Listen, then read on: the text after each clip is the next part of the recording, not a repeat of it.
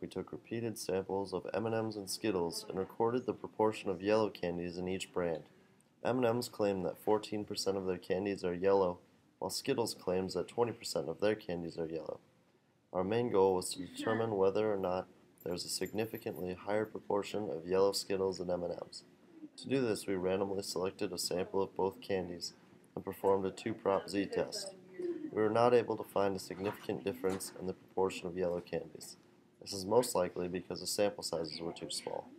To determine whether there is a significant difference in the proportion of yellow M&M candies and the proportion of yellow Skittles. Specifically, we would like to know if there is a higher proportion of yellow Skittles. Our null hypothesis is that the proportion of yellow M&M's candies is equal to the proportion of yellow Skittles. The alternative hypothesis is that the proportion of yellow M&M candies is less than the proportion of yellow Skittles. Were partially met. This sample is a simple random sample from a binomial population. Specifically, the sample number is 16, 2 out of 10 M&Ms and 3 out of 10 Skittles. N1 times P1 equals 2, which is less than 5, so that condition isn't met. N1 times 1 minus P1 equals 8, so that's met. N2 times P2 is 3, which means that condition isn't met either. N2 times 1 minus P2 is 7, which means that one is met. Population is 10 times of that sample, because obviously many more bags of candy exist. And we will use a one-sided two-prop z-test, using the significance level of 0.05. With our data, we ended up getting the p-value of 0.3028 and the test statistic, or z-score, of negative 0.5164.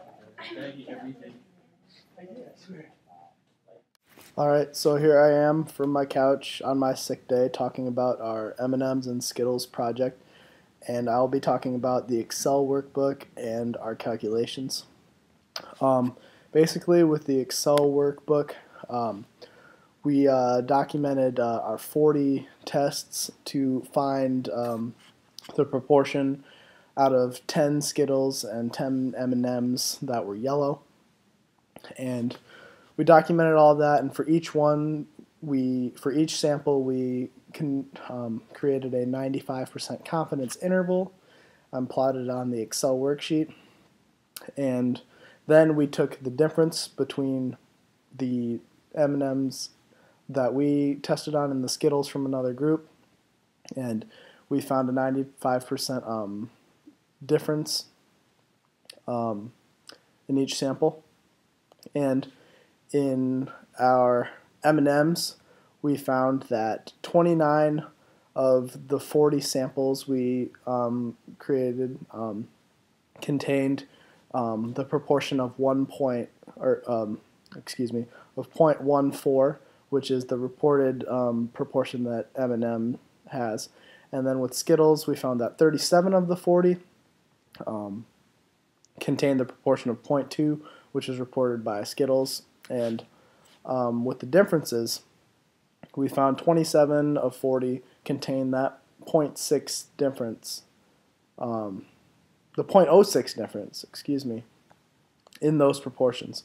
What they should be is they should have, we should find that at least 38 of the 40 of each samples contain those, because that would be a 95% confident intervals, but we found that they did not.